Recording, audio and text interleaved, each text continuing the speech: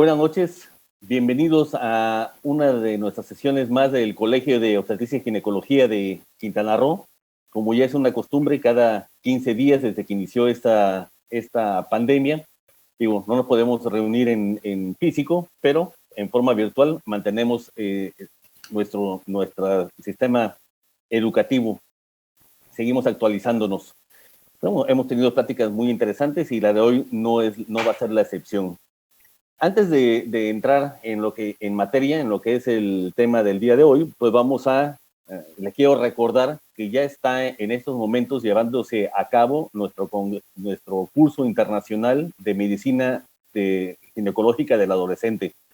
Todavía se pueden inscribir, todavía va a estar en plataforma. Recuerden que va a estar en plataforma 3 meses y pueden inscribirse y ver las prácticas al ritmo que ustedes gusten. Es un muy buen curso con profesores nacionales e internacionales.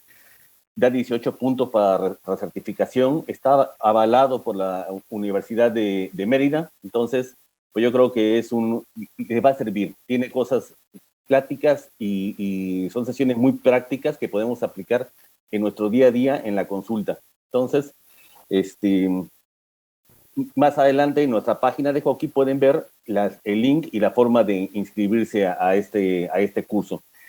Y también les recuerdo que el año pasado no pudimos hacer congreso estatal, pero este año, viendo que todavía no podemos hacer congresos presenciales, bueno, nos dimos la tarea de organizar un curso internacional de ginecología y obstetricia. Tenemos ya contactados a todos los ponentes, tenemos ya organizado el curso, las pláticas van a ser pláticas muy interesantes, foros de discusión. Quisimos hacerlo un poco interactivo ese congreso. Yo creo que les va a gustar mucho. Igual con profesores de renombrado prestigio, tanto internacionales como nacionales. Entonces, yo creo que nos está quedando muy bien, no es por presumir, pero va a estar muy bien. Yo creo que para la próxima semana les estaremos enviando, ahora sí, el programa completo de nuestro congreso estatal.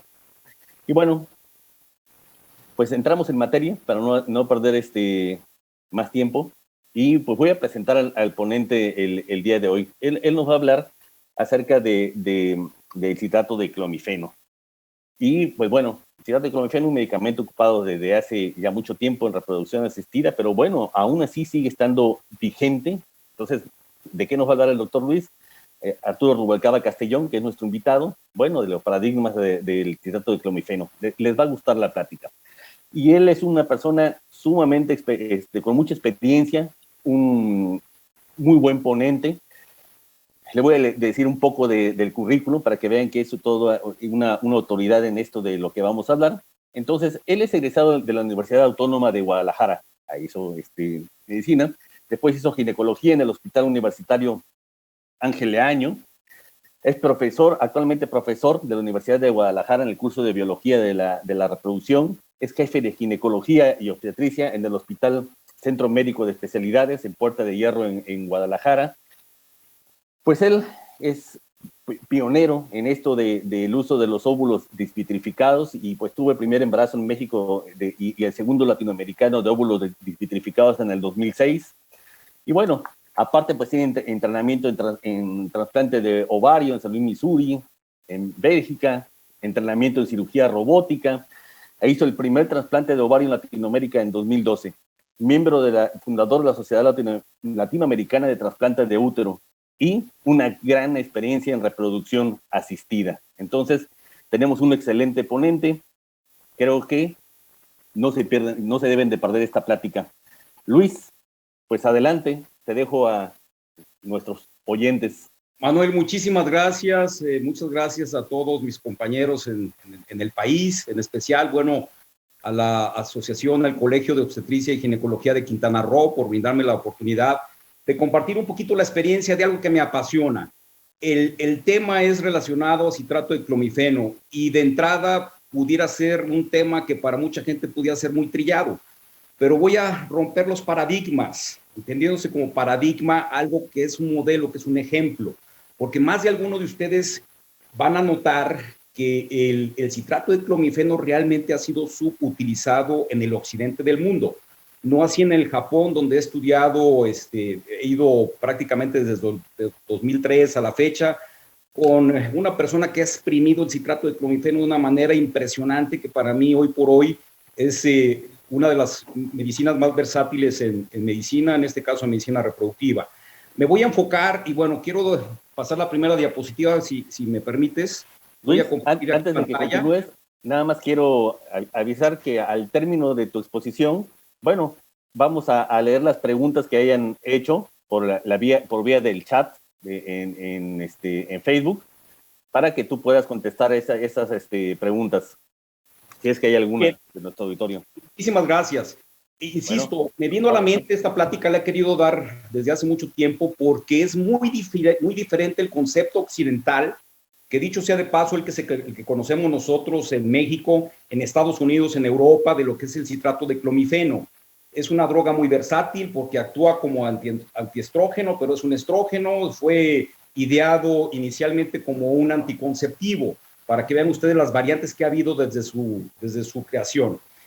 Y si ustedes me lo permiten, me voy a meter sin profundizar, porque el tema central es el citrato de clomifeno, en los pequeños errores de la práctica clínica.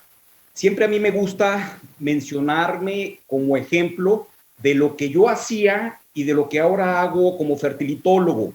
Esto me permite, o mi criterio como reproductólogo ha cambiado tremendamente desde que salí de la especialidad, donde tuve todas mis bases, pero debo decir que uno como ginecólogo no aprende lo suficientemente necesario en materia de reproducción.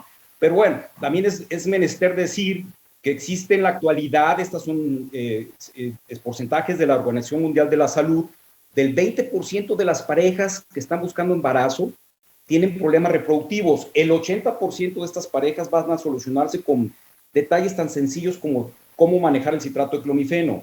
Hay otro 20% y muchas menos, pero que son las que vemos cotidianamente en nuestros centros de reproducción, que necesitan reproducción asistida. Yo quisiera no profundizar, pero sí tocar todos estos temas de lo que cotidianamente ustedes pueden tener como herramienta. Y créanme, al final de la plática yo sé que más de alguno va a cambiar su concepto de cómo utilizar la inducción de ovulación con esta droga que es muy versátil. Entonces platicaremos un poquito de los errores comunes en la práctica clínica.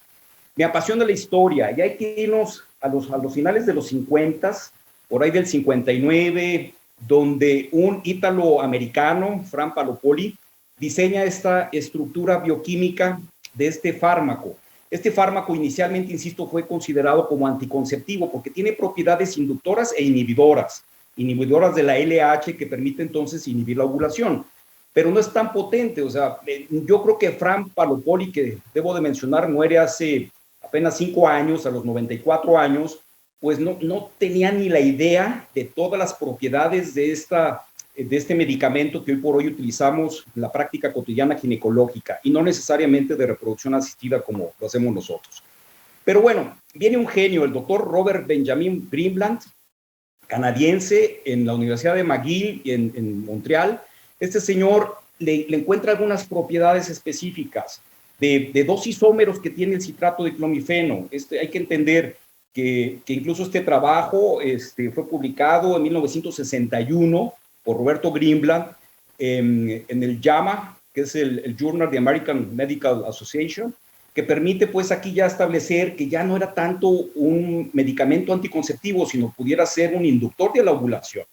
Pero bueno, haré diferencias tremendas entre lo que se conoce en el Japón con el resto del mundo, y dentro de Japón específicamente en 2 clínicas, la Kato Ladies Clinic y con el doctor Teramoto. Esa es la estructura del citrato de clomifeno. Hay que entender que tiene 2 isómeros, eso es vital. El suclomifeno y el enclomifeno, que son partículas de esta molécula bioquímica que le van a dar las propiedades estrogénicas y antiestrogénicas. El suclomifeno comparte o es el 38% de la molécula. Esto actúa desde el hipotálamo, la hipófisis, y ustedes saben, la liberación de gonadotropinas hipoficiarias, haciendo mecanismos de retroalimentación negativa y positiva, pero todo esto va en virtud también de la dosis. Primera crítica constructiva para mí mismo. Yo utilizaba el citrato de clomifeno recién egresado como ginecólogo a dosis de 50 miligramos. La paciente no se embarazaba, incluso por teléfono aumentaba a 100 miligramos. doctor, no me he embarazado, si medí progesterona sin hacer seguimiento folicular en el día 11 del ciclo, sube a 150, aprendí a dar hasta 250 de papers totalmente obsoletos que no tenían fundamentos porque no estaban dentro de metaanálisis.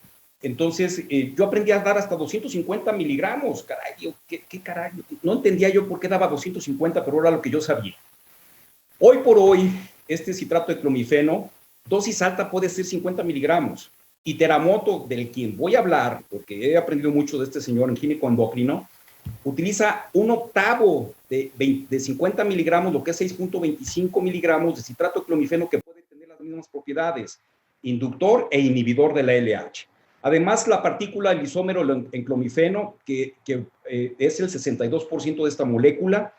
Y aquí viene lo importante, porque a mayor dosis, como yo la daba, puede tener retroalimentaciones muy negativas, es decir, va a tener un efecto antiestrogénico, un efecto estrogénico, de repente no va a ovular el paciente, sobre todo indicada mucho en pacientes PCO, ovario poliquístico, y vamos a tener mucho, sobre todo si hay receptores hormonales importantes en el endometrio, vamos a aplanar el endometrio, que per se el endometrio tiene que estar arriba de 6 milímetros, de otra manera no hay implantación, entonces de nada sirve tener una buena ovulación si tenemos una mala implantación. Pero además, como ustedes saben, el efecto antiestrogénico del citrato de clomifeno a dosis muy altas puede ejercer un moco muy viscoso, lo que entonces impide la penetración espermática, la interacción mucoespermática para que estos gametos masculino vaya a buscar el óvulo. Entonces hay una barrera a nivel cervical. Entonces hay que entender el enclomifeno y el subclomifeno. De esta molécula se derivan otras importantísimas en temas de inducción de la ovulación, en temas de oncología. A mí me apasiona mucho el manejo del letrozol. En algunas pacientes en específico lo prefiero sobre el citrato de clomifeno. Y el tamoxifeno, que estos dos medicamentos muy utilizados en oncología, insisto, inhibidores de aromatasa y antiestrogénico como el tamoxifeno. El tamoxifeno deriva de la molécula que generó el doctor Palapoli.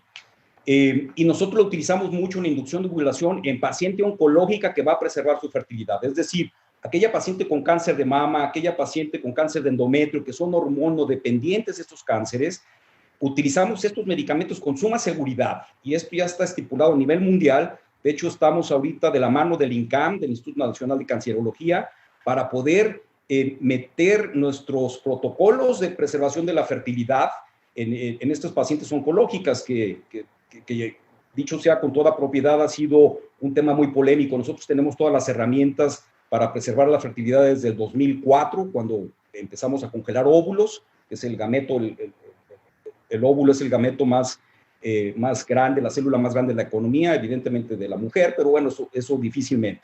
Bueno, sin desviando de la plática, tamoxifeno y letrozol, que también son muy necesarios en la inducción de ovulación. Hago todo esto como un prefacio porque, bueno, necesitamos saber cuándo sí citrato de clomifeno, cuándo no.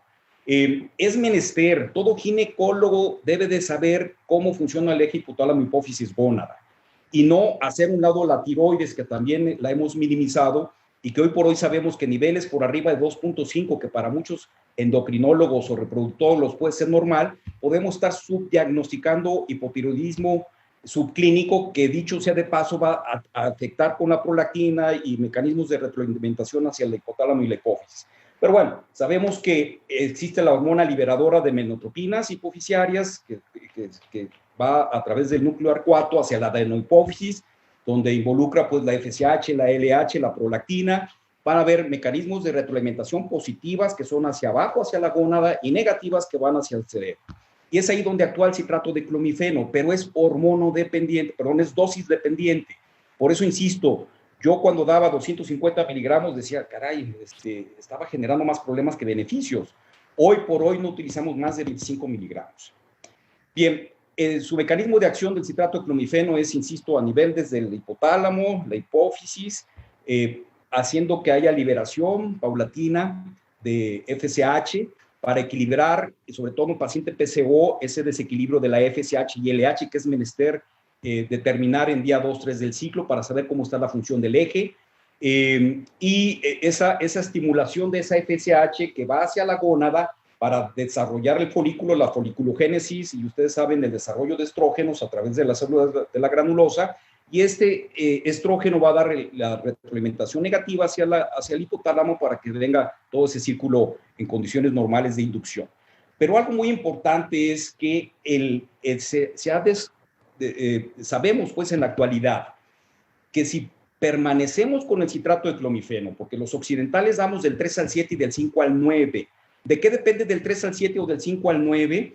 De los niveles de gonadotropinas. Y debo de decir, lo que yo hacía antes, yo no tomaba gonadotropinas, simplemente sabía que una paciente se quería embarazar, tenía ciclos de opsomenorrea, oligoovulaciones, qué sé yo, inmediatamente citrato de clomifeno sin saber si era el medicamento ideal. Pero si no tenemos los niveles de FSH y LH y saber las interacciones, si tiene una amenorrea de acuerdo a la OMS, si es grado 1, si es grado 2, 3 o 4, pues podemos estar generando más perjuicios que beneficios. Vuelvo a insistir, aquí es el mecanismo en esta diapositiva de cómo actúa a nivel hipotalámico, a nivel hipofisiario, cómo la hipófisis libera paulatinamente FSH hacia el ovario, hacia el desarrollo folicular, y entonces todo esto es los receptores hormonales que hay antiestrogénicos y estrogénicos en todo el eje hipotálamo hipófisis gónada. Pero insisto, es hormono o es dosis dependiente, o sea, no hay por qué dar más de 100 miligramos, que en los occidentales está descrito, protocolos hasta de 100 miligramos. Insisto, con la experiencia que tenemos del Japón, no damos más de 25 miligramos si funciona. Si no funciona con 25 miligramos, sobre todo en paciente PCO, esa paciente ya no es candidata para seguir con citrato de clomifeno. Estas son las curvas hormonales que debemos de saber, están sumamente repasadas, ya las sabemos muy bien. Debemos de saber cuáles son los niveles de FSH, de LH, de estradiol, de prolactina, todo cuando se debe de medir el eje hipotálamo hipófisis gónada, que es en los primeros días del ciclo. No medirlo después.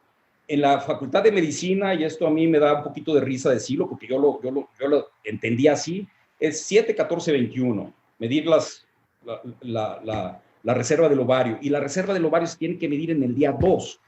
Incluso debo de mencionar, hoy por hoy, la mejor hormona para medir el eje hipotálamo hipófisis gónada es la antimuleriana, que se produce en las células de la granulosa. Y sabemos que la antimuleriana es mucho más sensible, más específica, la podemos determinar en pacientes en fase lútea, en fase folicular, embarazadas, bajo anticonceptivos, bajo supresión, con análogos de la GnRH, si estamos manejando una paciente con endometriosis, para estar al pendiente de su reserva de ovario y no generar un problema de insuficiencia ovárica futuro. Pero bueno, también por recomendaciones de Teramoto, lo ideal es que se mida en el día 2 o 3 del ciclo. Aunque, insisto, esta es más versátil y se puede medir en cualquier otro día del ciclo.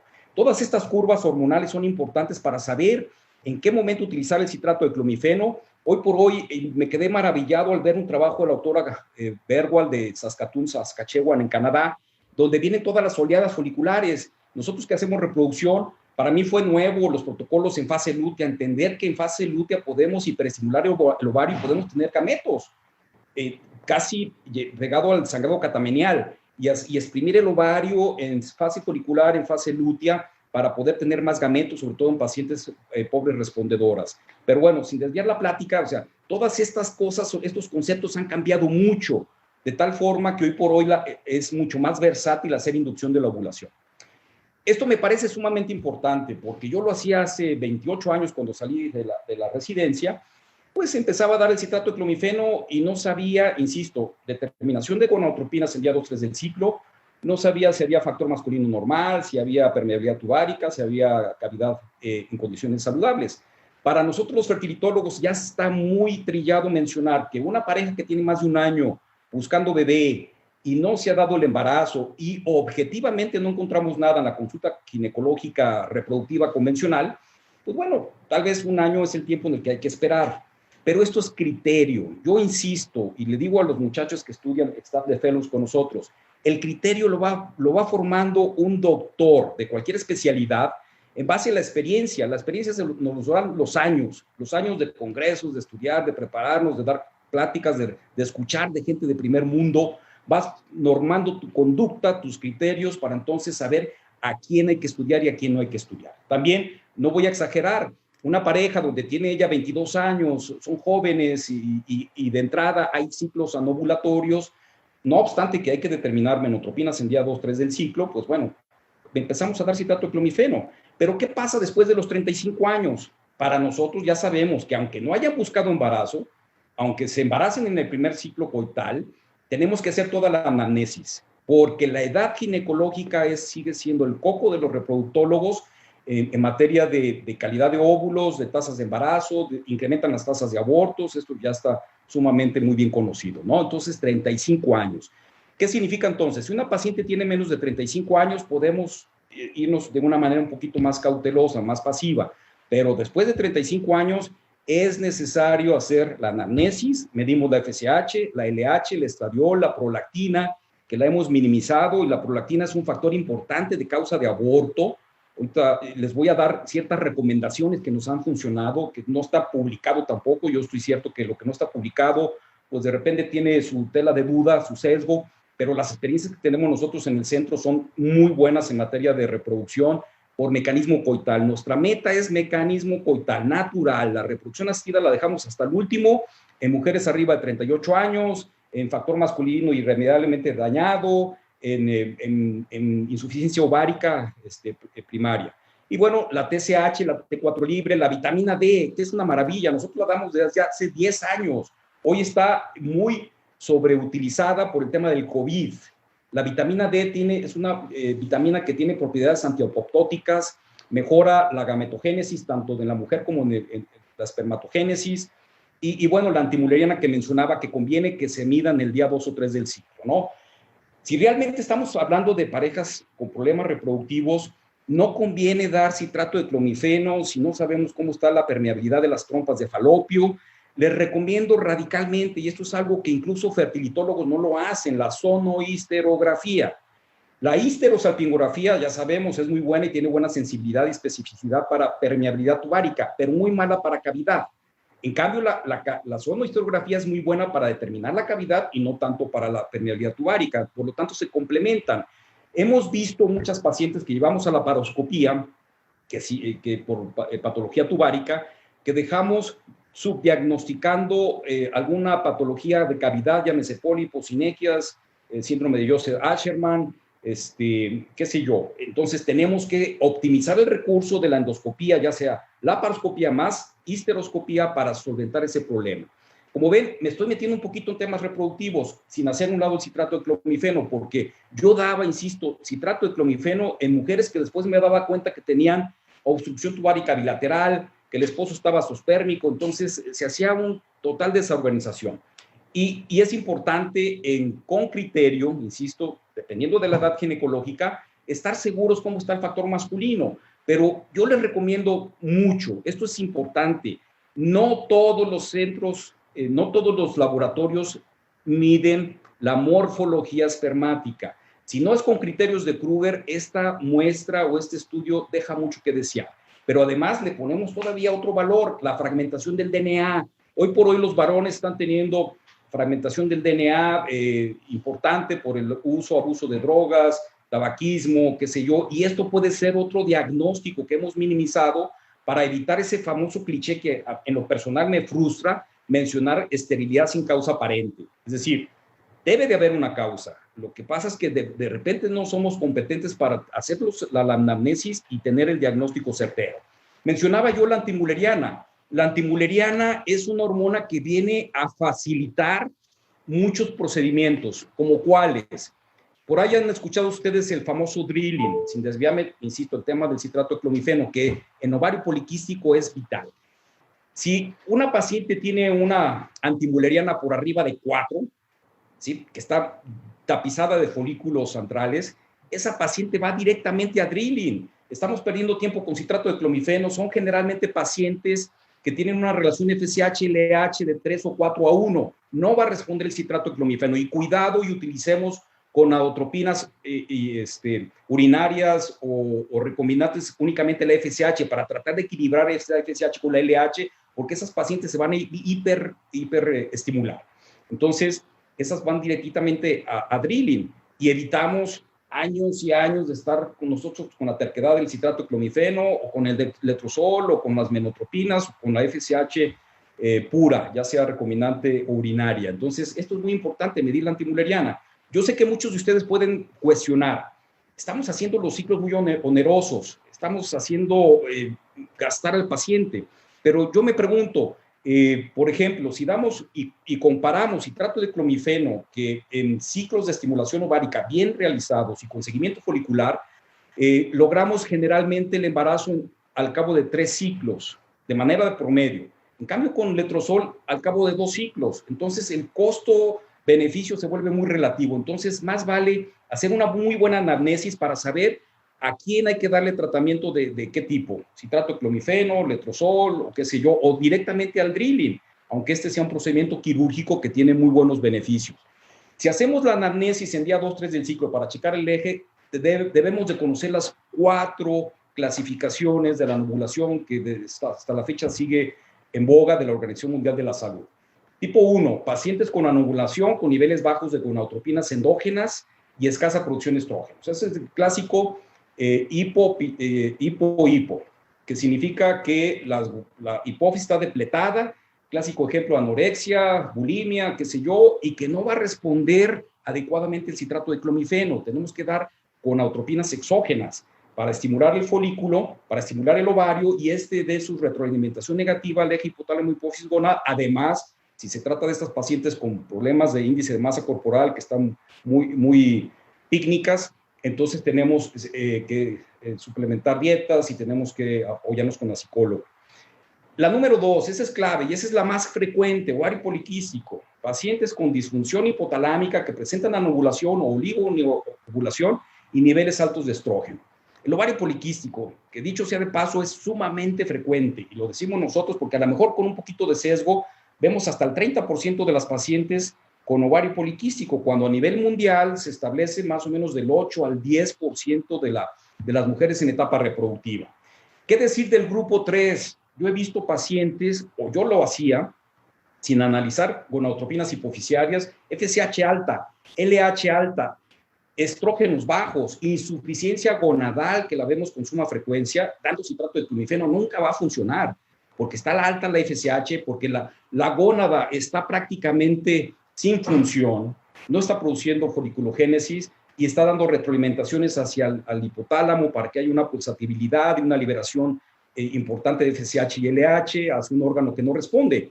Pero bueno, quiero mencionar, y sin desviarme de la plática, porque en Japón es una maravilla. Yo me he cansado de decir, probablemente soy fastidioso en México, en el mundo, mencionando que Japón para mí es la meca de la reproducción porque está prohibida la ovodonación. Entonces estos señores hacen maravillas con técnicas que ahorita les voy a comentar. Y el grupo 4, que es muy común cuando hay hiperprolactinemias, pacientes con prolactinas altas con o sin tumor, de lo cual hemos minimizado. La prolactina hay que estarla midiendo constantemente con citrato de clomifeno, inducción de ovulación. Basta y sobra con dar un agonista dopaminérgico para controlar la prolactina, que se quite esa afección hacia la liberación de menotropinas hipofisiarias, gonadotropinas hipofisiarias, perdón, y entonces mantener esa cabergolina. Nosotros lo dejamos hasta que se logre el embarazo.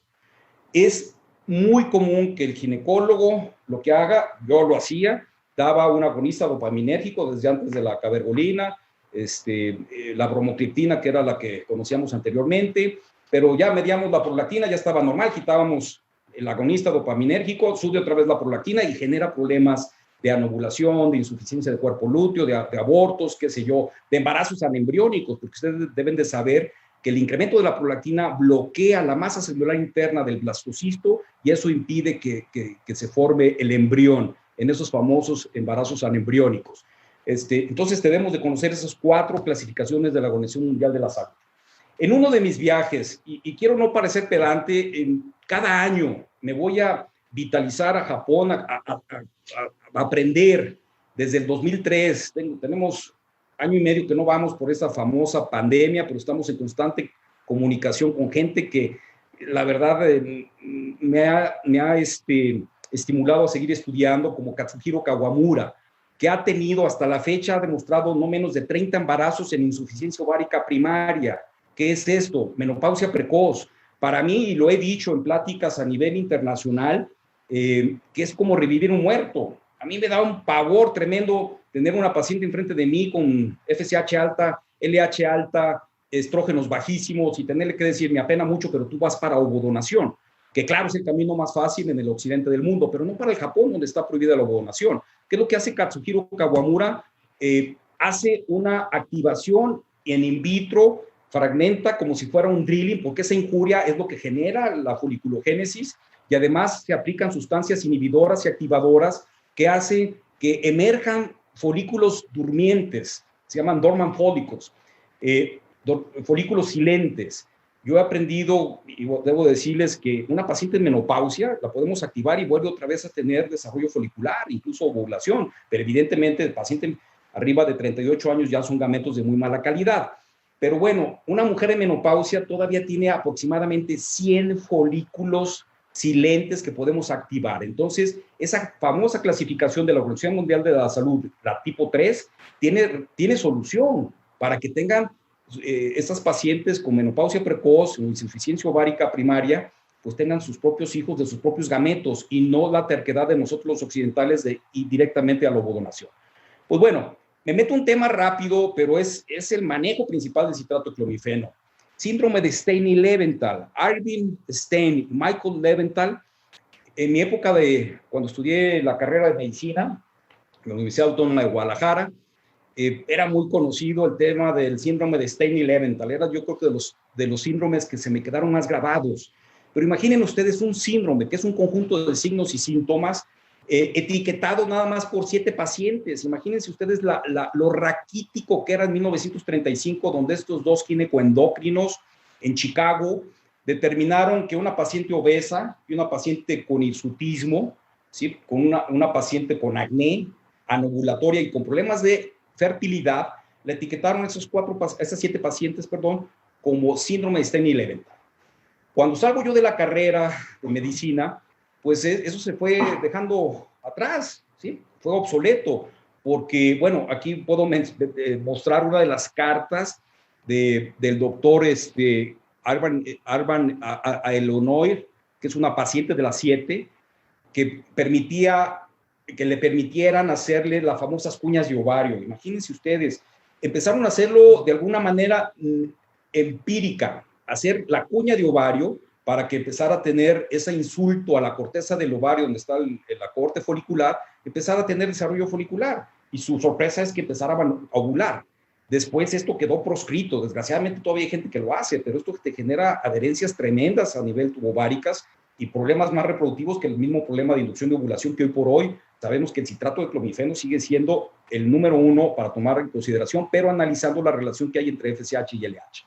Mi amigo Richard Legros, no menos citado en 10,000 artículos, es de las gentes que más sabe de ovario poliquístico, y bueno, el diagnóstico no es como pensábamos anteriormente. Entonces todo ese famoso síndrome Stein-Leventhal quedó atrás. Hoy por hoy sabemos que una paciente puede ser pícnica, puede tener un índice de masa corporal muy bajo, puede ser que no tenga androgenismo, hiperandrogenismo, puede ser que sea muy fértil. O sea, todo ese concepto quedó atrás. Ya por ahí de los 80, finales de los 80, principios de los 90, pues entonces se estipuló por el Instituto Nacional de Salud en los Estados Unidos y después por 2 fusiones de 2 organizaciones mundiales que nosotros, la gente que hacemos reproducción, seguimos, que es el ESHRE, que es la europea, y la SRM, que es la americana, se fusionaron para formar los criterios de Rotterdam, en Holanda en 2004 y después en Tesalonique, en Grecia, en 2007, y basta y sobra con que haya criterios bioquímicos de hiperandrogenismo, oligoanovulación, y ver esas famosas imágenes ultrasonográficas de muchos folículos centrales, que la mayoría de la gente describe no menos de 10 por ovario.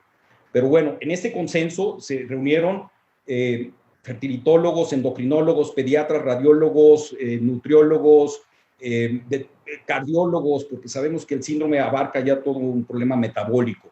Y bueno, también fue acuñado por la Sociedad de Andrógenos, el exceso de andrógenos, que también más o menos nos dice que con 2 de estas podemos etiquetar ya este diagnóstico. Pero ojo, no hay que confundir, hay otra entidad que es la hiperplasia suprarrenal congénita, que es muy parecida al ovario poliquístico y el manejo es totalmente diferente. Basta y sobra con medir 17-hidroxiprogesterona en los primeros días del ciclo, claro, en fase folicular, no en fase lútea, que esa va a salir alta, para discernir si estamos ante un ovario poliquístico o una hiperplasia suprarrenal congénita que merece tratamiento esteroideo. ¿Sí? Teramoto es una de las gentes con las cuales he aprendido yo demasiado en cuestión de ginecoendocrino, protocolos muy amigables en reproducción asistida. Yo era el primero en decir, cuando empezamos a manejar la reproducción asistida, que el citrato de clomifeno ya debería ser obsoleto. Y me voy dando cuenta que no, o sea, es económico, es sencillo, es versátil, y qué mejor que este estudio de 44,000 ciclos de fecundación in vitro en la clínica más grande del mundo, que es la Cato Ladies Clinic. En paz descanse el doctor Osamu Kato, con quien tuve grandes experiencias, una gente que quería yo demasiado, me dio mucha enseñanza, y me presentó a Teramoto. Teramoto exprime el citrato de clomifeno. Él ha hecho estudios prospectivos, retrospectivos, randomizados, controlados de todo tipo. Imagínense ustedes, 27,000 ciclos de fecundación in vitro en una sola clínica. Y esto es porque el citrato de clomifeno, en este caso estoy hablando de reproducción asistida, pero aplica muy bien también para mecanismo coital.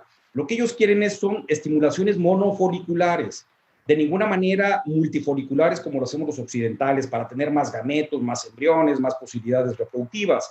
Pero bueno, aplica bien para ginecología convencional, porque si aplicamos el citrato de clomifeno, ellos lo que quieren nada más es un solo óvulo, un embrión, se transfiere un solo embrión, tienen más miedo a tener embarazos gemilares que la misma posibilidad de no quedar embarazada la paciente.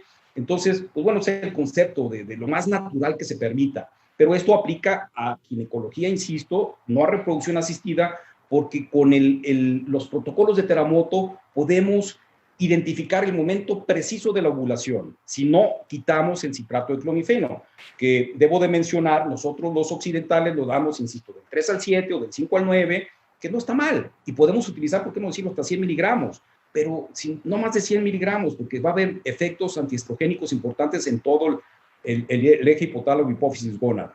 Con él he tenido la oportunidad también cada año de ir, hasta hace año y medio que por la famosa pandemia. Ustedes pueden ver aquí a una gente que admiro también, el doctor Sherman Silver, mi maestro en trasplante de ovario de San Luis, Missouri. Él ávido, no obstante que tiene 85 años, sigue siendo en activo, tal vez la gente que ha tenido más logros en reproducción asistida, y sigue estudiando y va con Teramoto a aprender, lo mismo que yo, cuestiones de ginecoendocrino.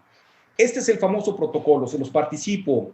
Vamos a dejar nada más lo que es citrato de clomifeno. No quiero mencionar el famoso Sinarel, que es el spray del análogo de la GnRH, que ya no lo hay en México, pero esos son los protocolos que utiliza. Pero esto es para tener desarrollos monofoliculares o difoliculares y poder tener controles estrictos sobre cuándo y a qué horas va a ovular el paciente. Lo que yo hacía hace 27 años era todo por teléfono, y sigo viendo algunas pacientes que las han manejado así, como que si uno pudiera intuir lo que va a pasar con el ciclo. Por teléfono le decimos a la paciente, tómate del 3 al 7 y más o menos el día 12 aplícate una inyección de HGC para que se rompa el folículo, y más o menos el día 14 te tomas progesterona. Todo virtual, cuando se debe hacer un seguimiento folicular. En mi época, yo vengo de la época del antes del ultrasonido, pues prácticamente era muy oneroso hacer un ultrasonido, y más no había tantos ultrasonidos vaginales. Pero hoy por hoy casi todos los ginecólogos cuentan con esta herramienta importante para poder estar al pendiente de los efectos antiestrogénicos del citrato de clomifeno. Pero bien, aquí el doctor Teramoto está manejando, en ese entonces manejaba 50 miligramos de citrato de clomifeno a partir del día 3 del ciclo, y no lo suspende hasta que da el disparo con el HGC. Que damos nosotros el HGC, no damos el análogo como lo dan ellos. Estos son protocolos para fecundación in vitro con un solo folículo o 2 folículos, pero nosotros nos sirve para poner el timing de cuándo se debe de hacer la inseminación, o cuándo vas a recomendar a la pareja la ventana fértil, 3 días antes de la ovulación, 3 días después de la ovulación, porque tú le puedes decir con hora y con día y con hora, precisamente 36 horas después de que apliques la HGC, que tiene el efecto mimético de la LH endógena, aunque es 20 veces más potente que la LH, la HGC. Por eso, si una paciente no se embaraza, tenemos que verla con los primeros días del sangrado catamenial, para estar ciertos de que los folículos reducen a menos de 10 milímetros. Ese es otro de los grandes errores que yo hacía hace 27 años. Aplícate el HGC. No te embarazaste, ahora súbele a 150. No te embarazaste, aplícate el HGC. Y cuando venían en 6 meses a verme ya molestas, veía unos quistesotes foliculares por el abuso del citrato de clomifeno y por el abuso también de la gonadotropina coriónica, que, dicho sea de paso, pues bueno, no es el mismo efecto de la LH, aunque bioquímicamente sabemos que las estructuras moleculares de la LH es muy parecida a la HGC. Bien, En otras formas de explicar, a partir del día 3, 50 miligramos, insisto, nosotros damos 25 miligramos, más que suficiente. Yo llegué a dar hasta 6.25 y funciona, pero en pacientes que no tienen tanta discrepancia en FSH con la LH. Estoy hablando de ovario poliquístico. Entonces das desde el día 3, aquí en azul estamos poniendo el día 8, el día 10 y el día 12, dar menotropinas, por si queremos tener un poquito más de estimulación ovárica y con ello mejores posibilidades gestacionales, sin caer con el gran error también de embarazo múltiple de gran orden fetal, que es de trillizos para arriba. Entonces, por eso es importante hacer la determinación en el día 11 del ciclo, ¿no? Esto es un protocolo que, bueno, a lo mejor si es muy sofisticado, no es común, pero si no te responde el citrato de clomifeno, podemos irnos desde anticonceptivos del día 14 del ciclo previo, 14 días, viene el sangrado catamenial, damos estrógenos a dosis de 6 miligramos, ese famoso priming, lo que está haciendo es estimular los folículos, los receptores foliculares, para que tengan mejor estimulación ovárica en un ciclo a posteriori.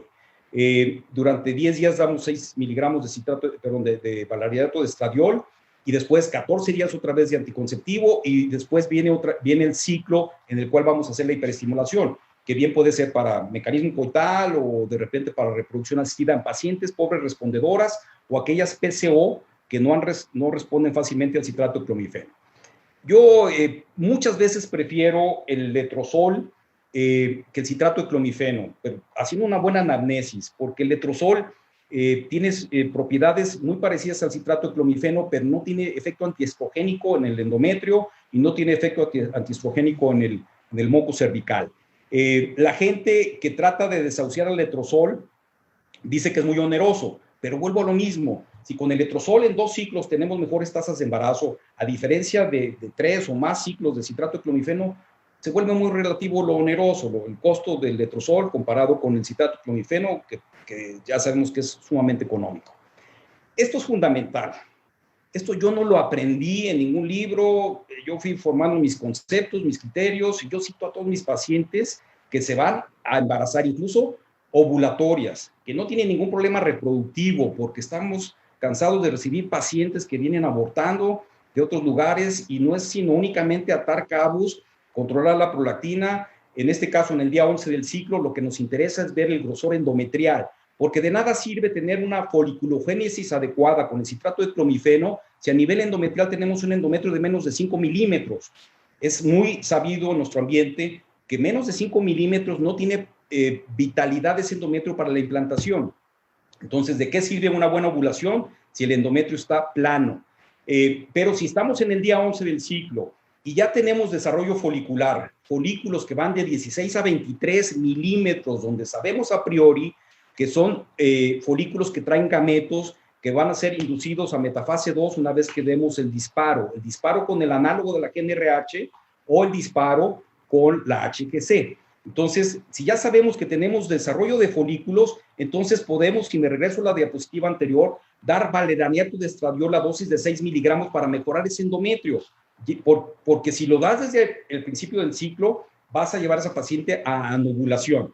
Pero si ya estimulamos con el citrato de clomifeno y tenemos el efecto indeseable de este medicamento a nivel endometrial, endometrios muy pobres, pues entonces damos priming, damos valerianato de estradiol, damos sildenafil, que actúa muy bien a nivel del endometrio, inductores de colonias de granulocitos, sin irme a lo muy sofisticado.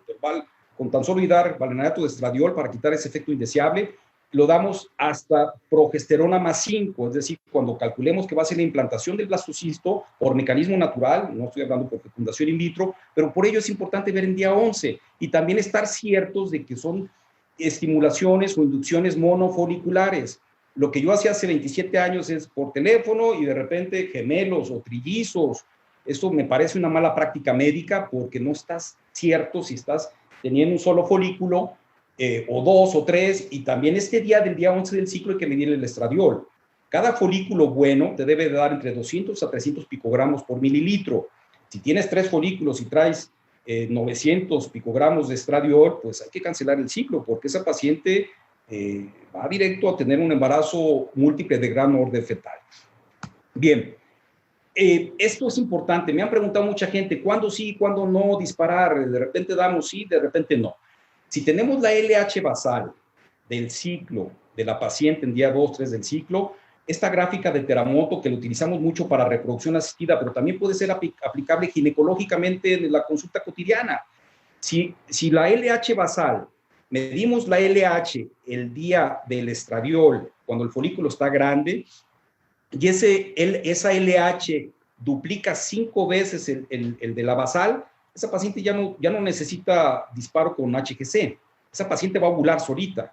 Incluso desde 1.5 hasta 5 veces el nivel de la LH basal, ya sabemos que esa va a empezar la curva de la LH y no necesita dar HGC para monitorizar la ovulación, predecir la ovulación. Pero si esa paciente está en menos de 1.5 en relación a la LH, que estas pacientes no son PCO, no son ovario poliquístico, porque la PCO generalmente la LH está mucho más alta. Entonces, si sabemos que cada 4 horas se triplica, se cuadruplica el incremento de la LH, podemos saber si la curva va ascendente o va descendente. Entonces, la práctica, sobre todo hacer estos estudios, vuelvo a lo mismo. Yo sé que mucha gente va a decir esto va a ser muy oneroso, pero bueno, es la manera práctica desde el punto de vista ginecológica, endocrinológica, reproductiva, de cómo saber cuándo sí, cuándo no. Porque si es una paciente PCO y le estamos abusando de dar HGC, 5,000, 10,000 o 15,000 unidades, estamos perpetuando quistes foliculares y no se embaraza. Y estamos perpetuando otro problema que no he mencionado, que se llama endometriosis. O sea, no hay por qué dar por darlo. Lo primero que a mí me venía a la mente en una pareja que estaba enfrente de mí, que tenía problemas reproductivos, era citrato de clomifeno. Le daba citrato de clomifeno y sin saber si iba a ayudar, y muchas veces perpetuamos un problema, llámese endometriosis, quistes foliculares, qué sé yo, ¿no? Entonces esta gráfica nos sirve bastante. Perdón, creo que nos salimos.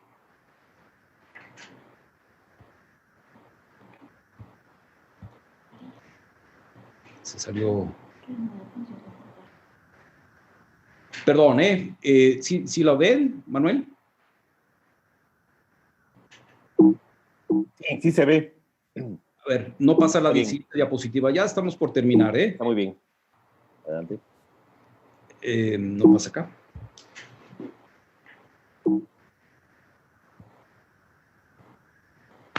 Muy bien. Yo los invito a que manejen 25 miligramos de citrato de clomifeno. Es una dosis que no satura los receptores hormonales del eje. Es una dosis que no te da el efecto antiestrogénico a nivel endometrial ni a nivel cervical, y de todos modos tiene buena inducción. Pero insisto, sabiendo esa relación entre FSH y LH, no darla por darla. 25 miligramos es suficiente, insisto, Teramoto da hasta 1/8 de la tableta, que también me parece exagerado. Con 1/8 de la tableta, desde el día 3 hasta el día 12, cuando vas a disparar ya la ovulación, dejémonos del 3 al 7, del 5 al 9, sino del día 3 hasta que vas a dar el trigger, el disparo, el HGC o el análogo, hasta ese día, porque estás haciendo que la LH endógena no se libere prematuramente y ovule la paciente quién sabe cuándo.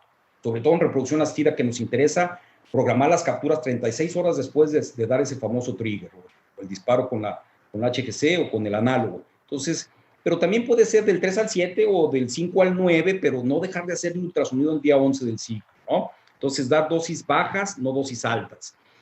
Esto es algo del parte del manejo que yo los invito a que lo manejen.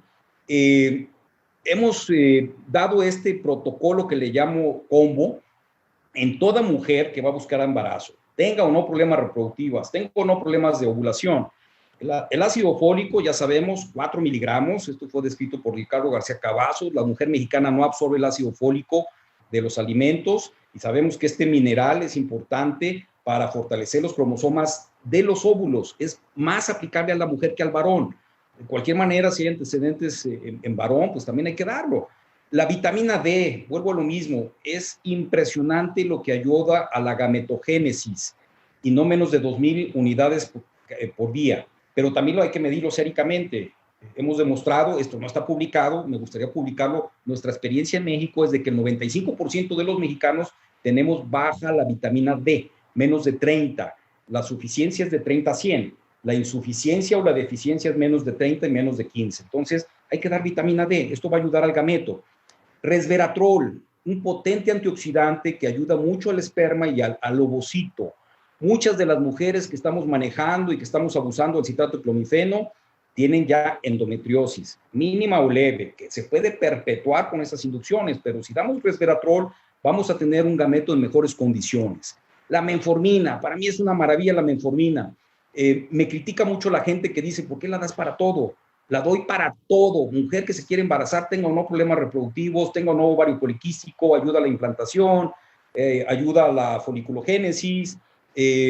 Para mí estaba satanizada, yo aprendí que no había que darla en el embarazo, la puedes manejar todo el embarazo, y más en aquellas pacientes que tienen riesgo de diabetes gestacional, intolerancia a carbohidratos, qué sé yo. Entonces, mejora la implantación, te controla niveles proinflamatorios, y bueno, otra medicina que la damos todos los días es la cabergolina, para controlar la prolactina.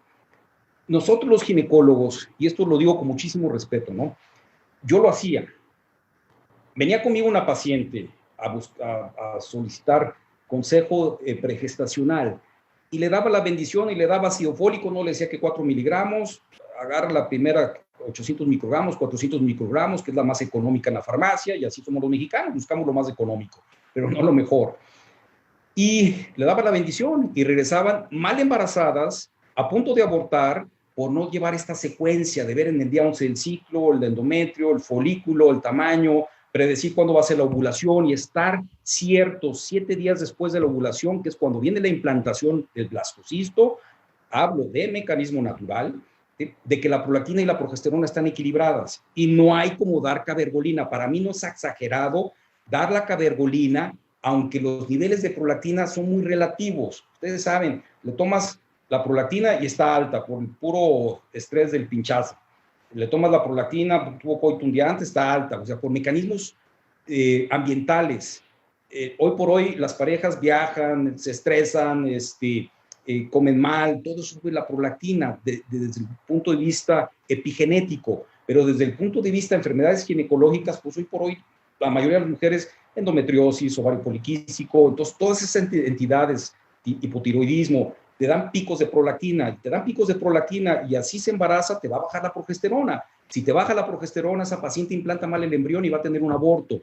Lo que hacemos, o lo que yo hacía hace 25 años, es, fulanita de tal está embarazada y tuvo ya 2 pérdidas, dar progesterona, pero por puños. No va a servir. Todo está en determinarlo en el día de la implantación, 21, 22, 23 del ciclo. Para ello hay que verla en el día 11 del ciclo, para estar ciertos de cuándo va a ovular y medir en los ciclos que esté buscando el embarazo. Yo sé que mucha gente me puede preguntar, esto va a ser muy oneroso y además muy cansado. Además, esto de estar metiendo al paciente, verte en día 11, y tómate prolactina y progesterona 22-23 del ciclo, y tómate cabergolina, y no se embarazó, y el esposo ya se desesperó. O sea, hay que hablar con ellos, hay que hacerle al psicólogo, pero esto funciona muy bien para que no haya tantos abortos que se pueden prever. ¿Sí? Yo sé que hay un índice de abortos que ya es por gametos alterados, por embriones alterados, pero bueno, la mayoría de las malas gestaciones que tenemos hoy en día por esta epidemia que estamos pasando, este medio ambiente que estamos viviendo, que no es lo que vivían nuestras mamás, donde tenían 7 hijos, se embarazaban a los 17 años y tenían una maquinita de estar dando embarazos. Antes no existía nada de esto, pero hoy es como una especie de antídoto ante esta situación. Parece muy fácil lo que estoy diciendo, pero sí vale la pena, les digo con mucha certidumbre, vale la pena. Tenemos muchas pacientes que llegan con nosotros que tienen 4 abortos, que ya no saben por dónde. Nada más es darles seguimiento, darles estas 5 medicinas, medir su ovulación, cómo ovuló, controlar la prolactina, estar ciertos de que la tiroides está bien, y desde la raíz viene bien el embarazo, embarazos saludables. Bien, hay evidencia científica, ya con eso quiero terminar. El abuso del citrato de clomifeno no es inocuo. También hay reportes de que con el tiempo, más de 10 ciclos pudiera ser un agente oncogénico, aunque con niveles estadísticamente no significativos. No quiero exagerar. Pero bueno, hay gente que menciona que el letrozol hay que quitarlo del arsenal de la inducción de ovulación porque genera aneuploidías.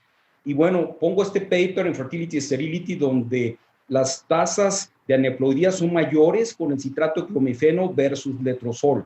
Sin embargo, no son significativas, pero bueno, vuelvo a lo mismo, no son inocuos los medicamentos, tienen sus problemas en la fecundación, hay que saber cuánto tiempo, si una paciente no se embaraza, está ovulando, estamos ciertos de que todos los demás factores están bien, permeabilidad tubárica, cavidad bien, es joven, esa paciente directito a la laparoscopía para buscar endometriosis mínimo leve, que muchas veces es subjetiva y no la podemos ver hasta que la ponemos en evidencia al hacer una buena laparoscopía. Pues bueno, conclusiones.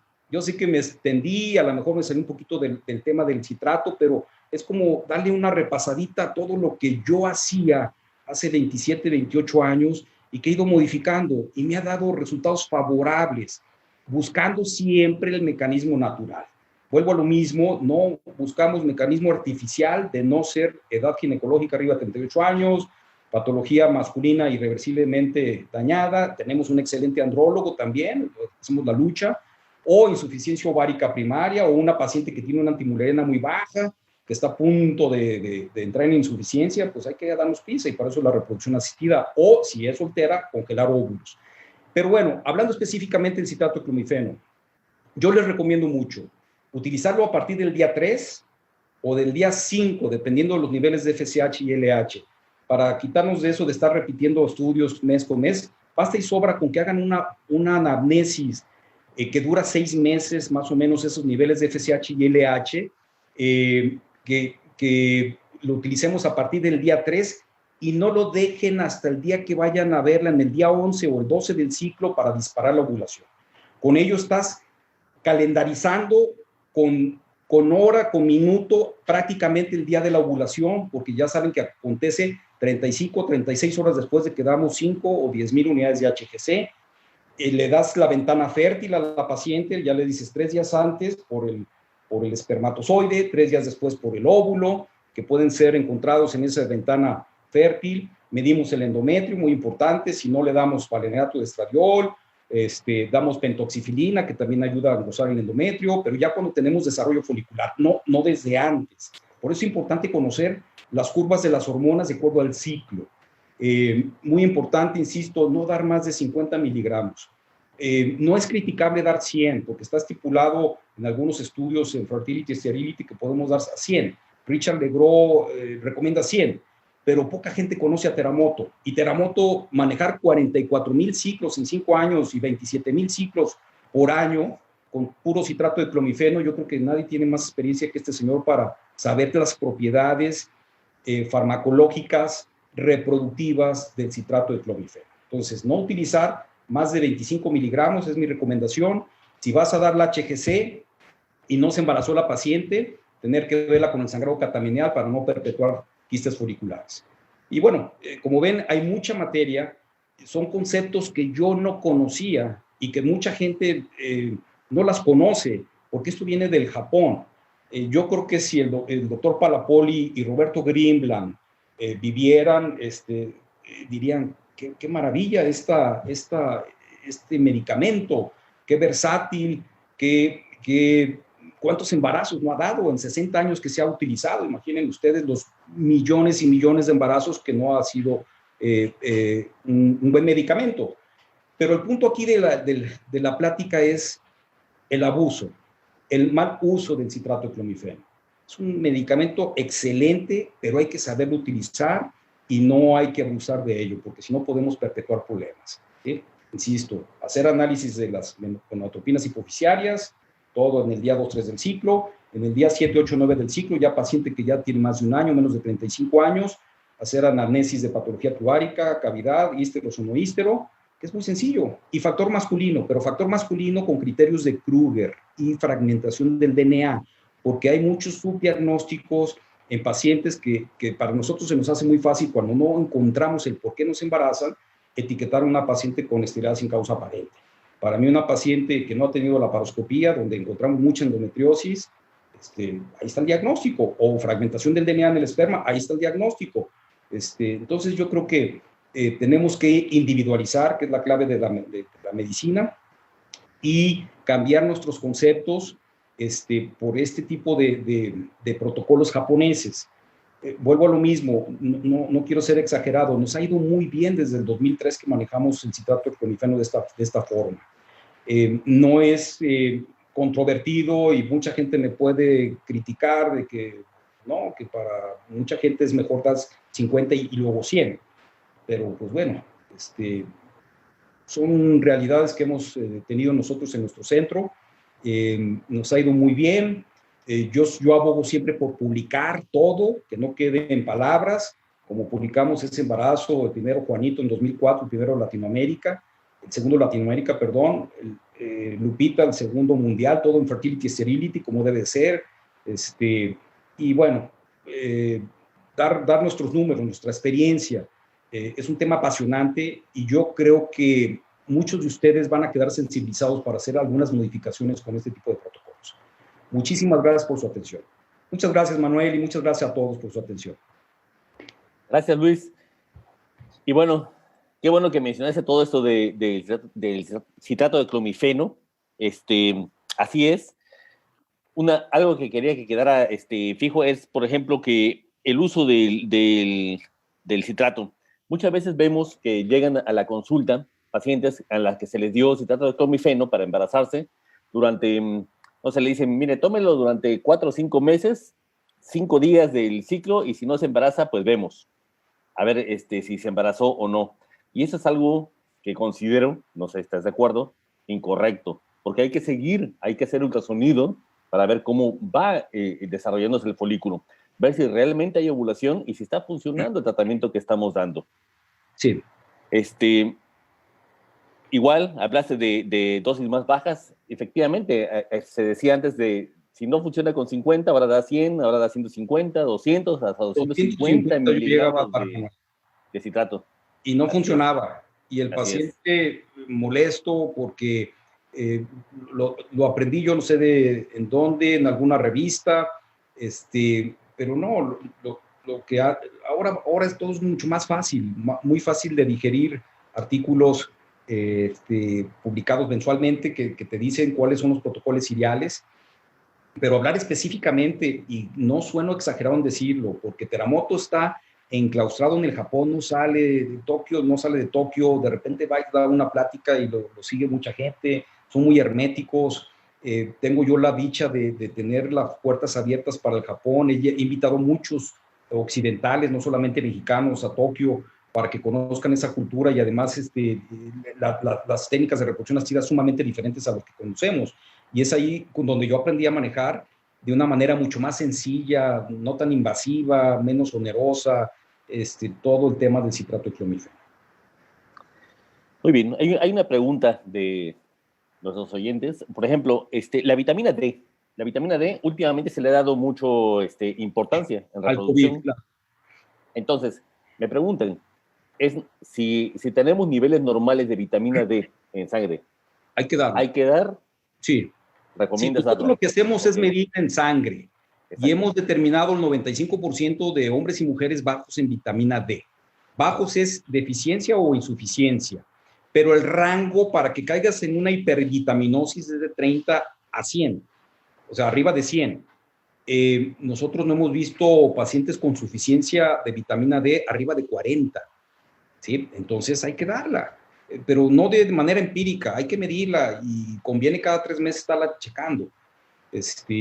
Hoy por hoy es muy utilizada por el COVID porque estimula el sistema inmunológico, pero reproductivamente hablando y oncológicamente hablando, es una sustancia que te evita o te mitiga las sustancias apoptóticas y neoplasias y mejora la gametogénesis, tanto en mujeres como en hombres. Entonces, no solamente es el ácido fólico.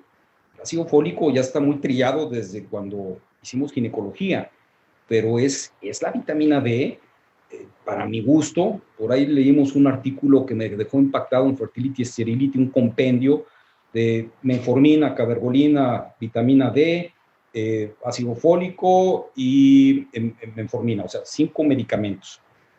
Las damos a todas las pacientes, con y sin problemas reproductivos, con o sin ovario poliquístico, lo cual sí es criticable, porque hay muchos artículos que dicen que si no tienes ovario poliquístico, pues no tienes tantas ventajas.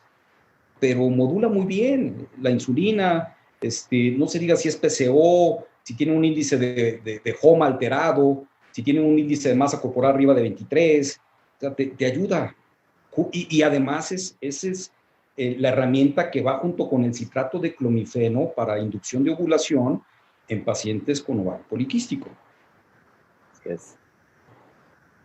Muy bien. Y en pacientes ovuladoras, o sea que tenemos ciclos regulares, ¿tú recomiendas que les des citrato de clomifeno? No, Manuel. Ese es, yo creo que uno de los grandes errores que tenemos. Así es. Si la paciente está ovulando y le estamos dando un medicamento ahí sí que no tiene necesidad, pues podemos perpetuar los efectos secundarios del citrato de clomifeno. Es una paciente que está ovulando y estás viendo que su endometrio está bien, entonces hay que buscarle por otro lado. Eso yo lo hacía. Era como mejorar la ovulación, pero estaba perpetuando problemas. Entonces, imagínate, tienes un desarrollo folicular, incrementas niveles de picogramos de estradiol, y esa paciente que hoy por hoy estamos viendo endometriosis, hasta en todas las pacientes hay endometriosis, es impresionante. Estamos perpetuando un problema.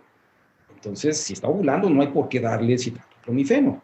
¿Sí? Y ya sabes, la clásica paciente que quiere gemelos y aunque no tenga problemas reproductivos, y de repente se nos hace fácil darle y después ya nos embaraza y podemos perpetuar un problema, ¿no? Entonces, si no hay alteraciones en la FSH y LH, que son esas 4 categorías de la OMS, que hay que tenerlas muy claras, a excepción de la tercera, que es la insuficiencia ovárica primaria, las demás tienen mucho del por qué dar inductores de ovulación.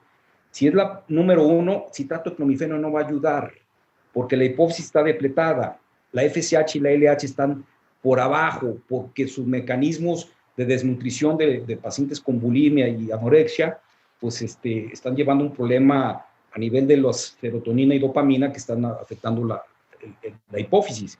Entonces ahí lo que hay que dar es menotropinas, FSH, LH, combinadas o separadas para estimular a la gónada y la gónada vaya a estimular a la hipotálamo hipófisis, junto con manejo psicológico y nutricional. Pero el tipo 2 y el tipo 4, que son las que vemos todos los días, citrato de clomifeno es una maravilla. Y bueno, ya cada quien va normando su conducta. Estoy muy apasionado del letrozol, de inhibidores de aromatasa, porque no te da esos efectos antiestrogénicos y porque en menos tiempo puedes lograr el embarazo comparativamente hablando con citrato de clomifeno. Pero bueno, lo utilizamos. Nosotros hemos llamado aquí desde el 2003 a un protocolo que le llamo protocolo de Tokio. Ese protocolo lo bauticé yo como protocolo de Tokio porque son el mismo protocolo de Teramoto, que es dar a partir del día 3 y no lo suelto el citrato de clomifeno porque no solamente te induce la ovulación, sino además te está inhibiendo la LH endógena para que tú programes la ovulación y le des la ventana fértil a la pareja para mecanismo coital o para determinar cuándo hacer inseminación o cuándo hacer fecundación in vitro, sobre todo, y me queda clarísimo, o sea, eso no hay punto de controversia. Paciente baja respondedora, ya estoy hablando de fecundación in vitro, porque las bajas respondedoras no hay que llevarlas a mecanismo coital, donde la tasa de embarazo no rebasa el 23% de embarazo. Entonces, en las pobres respondedoras, lo mejor es mild stimulation, es baja estimulación, con protocolo de Tokio. Porque si le das convencional, estás saturando los receptores hormonales intrafoliculares y esos pacientes no responden, o responden igual que si le das citrato de clomifeno. Y ahí sí el costo-beneficio es muy alto, el beneficio con citrato de clomifeno versus el costo con convencional. Al final del día vas a tener un gameto o 2 gametos. Entonces no conviene hiperestimular convencionalmente como hacemos los occidentales. Así es, ¿no? Excelente plática, Luis. La verdad es que gracias, ya sabes que me apasiona este tema. Lo he traído yo en mente desde hace mucho tiempo, porque ciertamente citrato de clomifeno es una herramienta cotidiana para todos nosotros los ginecólogos. Y yo quiero hacer énfasis, y perdón que se extienda la plática, pero muchas pacientes deben de quedarse en la consulta ginecológica. Las que ya brincan a reproducción o a centros de reproducción son las que ya no tienen cómo solventar ese problema de oligoastenoteratos-ospermia, de bloqueo tubárico importante, irremediable, o insuficiencia ovárica. Pero muchas pacientes con estos conceptos tan básicos que acabo de mencionar son para que no salgan con el ginecólogo, que no es BR, no es biólogo de la reproducción, pero sabiendo manejar de esta forma. Yo creo que valdría mucho la pena cambiar el concepto. No es fácil. Yo he tenido discusiones con americanos, con europeos, con gente de primer mundo, con italianos que son muy buenos en inducción de ovulación, y cuando les digo, no, señor Teramoto, y dicen, caray, ¿estudiaste con Teramoto? Bueno, Teramoto, mis respetos con citrato de clomifeno y cómo saber manejar el ovario. Muy bien, entonces para que le quede a ginecología general, por ejemplo, y los que nos escuchan, tomar FSH y LH, primeros 3 días del ciclo menstrual, siempre. Del ciclo. Pacientes con LH elevada, FSH baja, pues son las candidatas ideales para el citrato de clomifeno. 2 o 3-1, Manuel. Más de 3-1 relación FSH-LH no va a responder al citrato de clomifeno. Okay. Y si a eso le sumas que tienen un índice de masa corporal por arriba de 23 o la paciente tiene obesidad mórbida, nunca va a responder, perdón que lo diga de esa manera, no va a responder al citrato de clomifeno, estamos perdiendo tiempo. Y más si le tomas antimuleriana, y la antimuleriana está por arriba de 4 o 5 nanogramos por mililitro, esas pacientes, pero directitas, van para drilling. Yo no tengo, en mi mente no existe el gris, yo lo tengo blanco o negro, o sea, no hay controversia. Y muchas veces, bueno, cuesta trabajo también hacerle ver a un paciente, oye, espera, hay que irnos directamente a la laparoscopía para hacerte drilling. Bueno, doctor, ¿cómo laparoscopía? Espérese, vamos viendo medicinas. Bueno, cuesta trabajo, pero hay que ver. Pero también hay que hacer mención de que hay que bajarlas de peso. Ovario poliquístico con obesidad mórbida, caray, no es fácil. Pero tan solo que baje el 5% de su índice de masa corporal, con eso se destraba el eje hipotálamo hipófisis gona. Con eso, con 5%, que es nada. Pero cuesta trabajo. Tú le dices a la paciente, nutrición, baja de peso, Las pacientes que vemos nosotros, Manuel, y tú también las ves en Cancún, son pacientes de 40 años, con obesidad mórbida. ¿Qué le dices? Espérate meses. Cada mes que pasa después de los 35 años, son como si fueran años antes de los 35. No le puedes decir, espérate 6 meses a que bajes de peso. Pues ya no va a haber gametos. Van a ser de muy mala calidad, que per se ya el ovario poliquístico te da gametos de mala calidad y un índice de aborto mayor. Entonces, pues bueno, son retos, pero todo se puede. Por eso creo que todo debe ser multidisciplinariamente. Yo sí trato de motivar a la gente, a los ginecólogos que conozco, que lo que esté en su alcance, como yo antes de hacer reproducción asistida, me frustraba quedarme en la línea y decir, pero bueno, hay que ser muy claros y muy honestos. Fulanita de tal me apena, pero lo tuyo ya no es conmigo. Te mando a otro lugar donde tengan reproducción asistida, ¿no?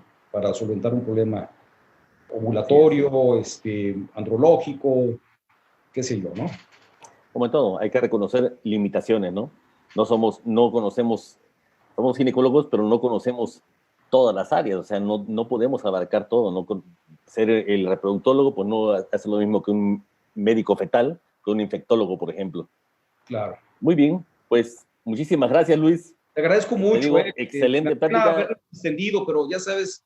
No, fue excelente, muy bien. De estos temas. Nos sirvió de repaso. Pero además, yo sé que más de alguno que me está escuchando puede cambiar la conducta. Es una conducta muy sencilla, que te va a hacer que tu paciente se quede contigo, que hagas una buena anamnesis, que hagas un buen seguimiento. Hoy por hoy, insisto, yo creo que la mayoría de los ginecólogos tenemos ultrasonido en nuestro consultorio, para hacer un eco muy sencillo en el día 11 del ciclo, medir endometrio, desarrollo folicular, citrato de clomifeno, lo quitas el día que das el disparo, 36 horas después ya sabes que está ovulando, ya le programación de coito 3 días antes, 3 días después, no es todos los días, como mencionamos, hay que dosificar la actividad sexual un día sí, un día no, que eso sin que genere problema psicológico que afecte sexualmente a la pareja, o que tengan actividad sexual con fines reproductivos y no todo lo bonito de la actividad sexual, ¿no? Pero bueno, es mucho más fácil calendarizar, predecir, poner en evidencia. Por eso mucha gente, y yo mismo me cuestionaba, decía, caray, esto está generando un poquito más de costo al paciente. Trato de hacerle al psicólogo, les explico y les leo la cartilla cuando llegan por primera vez, son pacientes de primera vez, les digo, mira, este es mi sistema. No lo hago por quererte ver cada mes, en absoluto. De hecho, no te voy a ver cada mes, pero lo que sí es condición sine qua non es cada 22, 23 días del ciclo, estando cierto que estás ovulando y tú buscando bebé del 11 al 17, prolactina y progesterona, en los meses en los cuales estás teniendo actividad coital buscando embarazo. Y no tienes idea cuántos abortos se pueden prever, ¿sí? El problema es, y lo digo, pero radicalmente, el problema es que mandamos a la guerra sin fusil al paciente, busca bebé y ven ya que estés embarazada. Y no supimos si la prolactina estuvo alta y no le dimos nada para la prolactina, y no supimos si la progesterona está baja y no le dimos nada para la progesterona, pero en la fase lútea media, donde se implanta el embrión, no cuando ya tiene la prueba positiva. Esto es lo que hacemos, es lo que yo hacía, una paciente, 2, 3 abortos, y me habla, oye Luis, estoy embarazada, ay, jole, toma Geslutin, Utrogestan, progesterona, inyéctate, cuerpo amarillo. Es como un edificio sin cimientos, se va a caer.